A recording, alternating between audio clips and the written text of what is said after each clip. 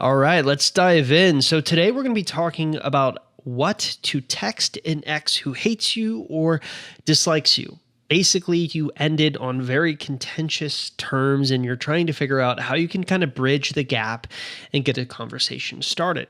Now, one thing that we're going to talk about today in this podcast episode is the fact that we may have finally found a way to do just that, and we've been looking for a very, very long time.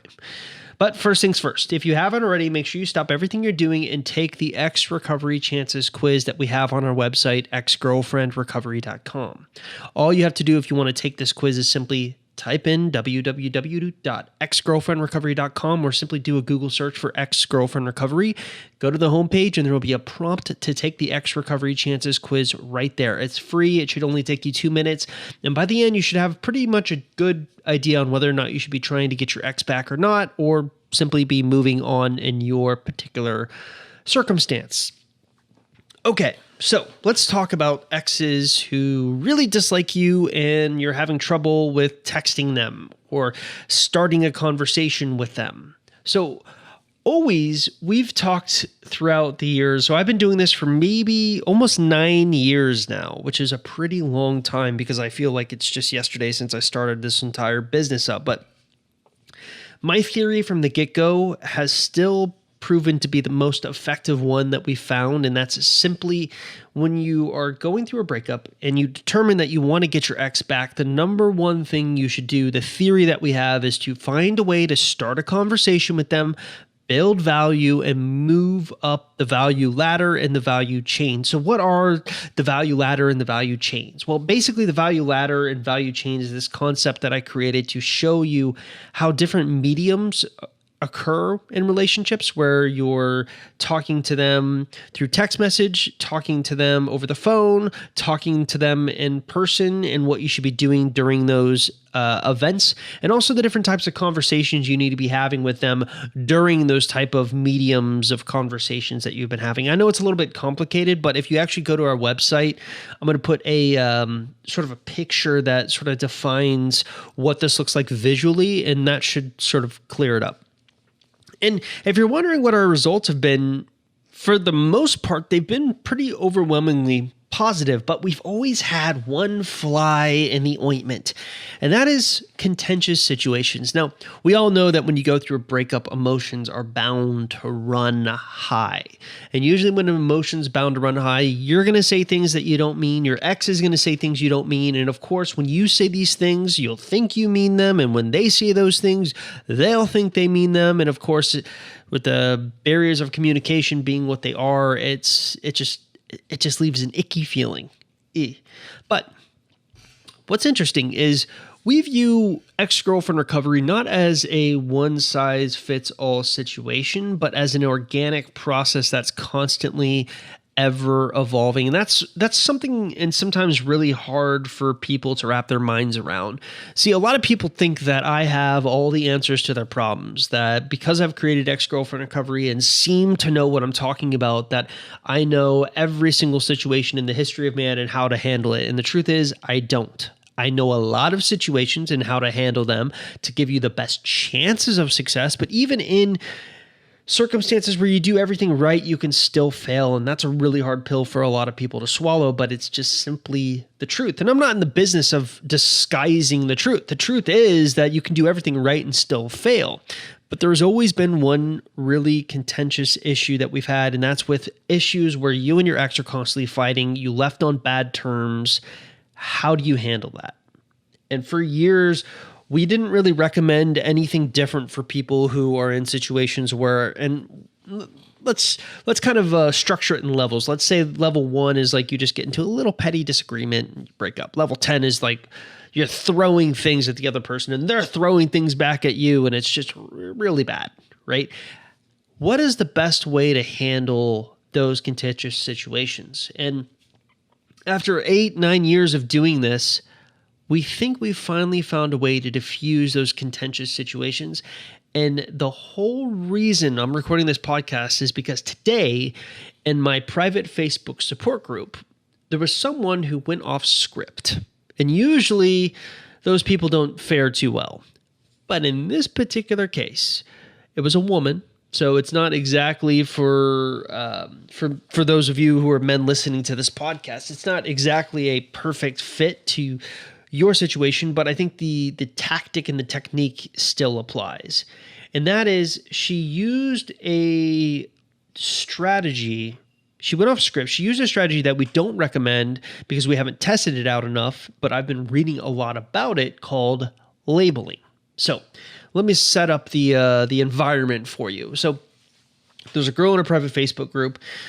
She purchased my program, the Ex-Boyfriend Recovery Program. Also, if you don't know, I own a website also called Ex-Boyfriend Recovery in tandem with Ex-Girlfriend Recovery. And as you can guess, it helps women try to get exes back. And, Ex-Girlfriend Recovery helps men trying to get exes back. I know, very original. But anyway, she's in the program. And you get access when you buy any of our programs to a private Facebook support group. And she said she did a no contact rule. She did 45 days no contact rule. This has been her third breakup. And she decided not to take our advised text messages, but to kind of do her own version of one. And I'm actually going to pull the text message up so that I can read it to you because I think it's really interesting. Okay, so here is her text message, word for word. Hey, hope all's well, happy face. I was at work yesterday when a regular customer from Bridgewater came in, reminded me to reach out to you and let you know I don't hate your guts. Laugh out loud. Hope you already know that. I truly pray that you'll regain your blah, blah, blah. And it just kind of goes on for there. I basically said the important part that you needed to hear. So what's interesting is the reason this text message stuck out to me, and by the way, she got a response and it was a really, really good response.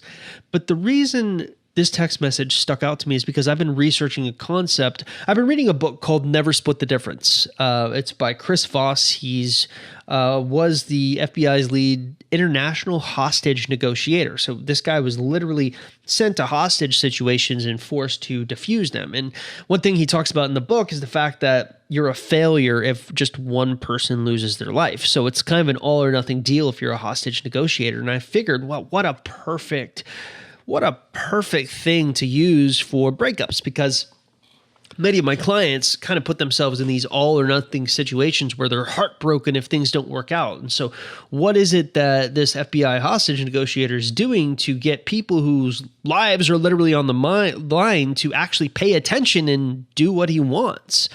And what's interesting is I was reading the book, and just some of the things that he was talking about there is mind-blowing. And he kind of equates our lives to negotiation, and how every little act we take part of is a negotiation in its own right. And he has like all these different rules and regulations for what works in different styles of negotiating.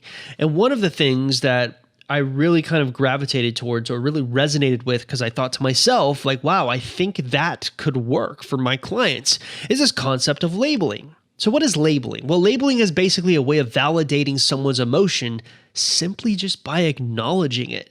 So you give someone's emotion a name and you show that you identify with how that person feels. It also gets you close to someone without asking about the external factors that you don't really know anything about. So what good negotiators do when labeling is they address those underlying emotions. They label negatives, they diffuse them. So basically by labeling negative emotions that the person probably has, you diffuse them. Or, it can diffuse them. And then, of course, you have the flip side. Labeling positive emotions reinforces them. So this is a really interesting concept. Because if you actually just look at that text message that I just talked about, there's two things happening there. Number one is she didn't even realize it, but she labeled her ex's emotions. So they ended very contentiously, right? There was a lot of arguments back and forth to the point where she was saying things that she didn't really mean. And she labeled that emotion. So I'm going to read it back to you, and you tell me where you see the labeling occurring. Or rather, I'll just stop and tell you. Hey, hope all is well. I was at work yesterday when a regular customer from Bridgewater came in. It reminded me to reach out to you and let you know I don't hate your guts. I actually really care about you. Hope you already know this. There's a label right there. So she's making an assumption about her ex. Her ex She's thinking her ex probably thinks about her that she hates him. And by putting that on the table, she's kind of diffusing the situation and calming the environment down so that they can actually have a conversation. Now, generally speaking, Chris Voss in Never Split the Difference, he'll talk a lot about this concept of labeling them by using the following phrases: it seems like, or it looks like. So a great example, this is something that happens with my daughter a lot. You know, she'll get really frustrated. She'll be playing blocks, for example, and she's stacking blocks on top of each other. And, you know, as inevitably happens, the blocks get bigger and bigger and taller and taller and taller. It becomes harder for the blocks to stay on, and eventually they'll fall. And when it falls, she'll freak out. She'll go, ah, she'll scream. Well, the best thing you can do is not scream back at her, is to label her emotion. Is to say, hey, wow, it looks like you're really upset because the blocks fell down. Let me show you how you can do it so it won't fall down next time. It calms her right down. Because you're showing that you understand their point of view.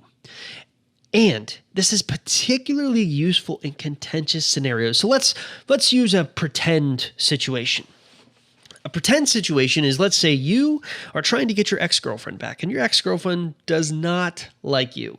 In fact, she says, I really hate you.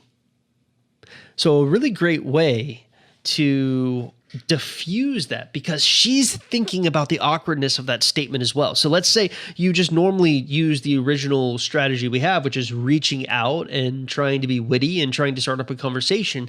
There's still this awkwardness in the back of their mind. You know, this can even apply to no contact rule as well. You know, sometimes people get so worked up over the fact that they're doing a no contact rule because their ex is going to get mad at them, right? And so they reach out to their ex, and their ex is like, whoa, what the heck? You know, you just ignored me for like 30 days. What the heck? So one of the best ways to diffuse situations like this is by labeling the situation or emotion that the ex is likely to have. So let's use the extreme case where your ex says they dislike you or hate you. Basically, you do an inverse of what I just read to you in the text message in our Facebook group. So where she says something along the lines of, hey, I wanted to let you know I don't hate your guts, laugh out loud, I actually really care about you. You can say, well, I know you hate my guts and you don't care about me, laugh out loud, but blah, blah, blah. By doing that, it kind of puts it out on the table. It diffuses whatever aggravation so that you know you're both operating under the same rules, and you can just kind of get into having a conversation that you want to have.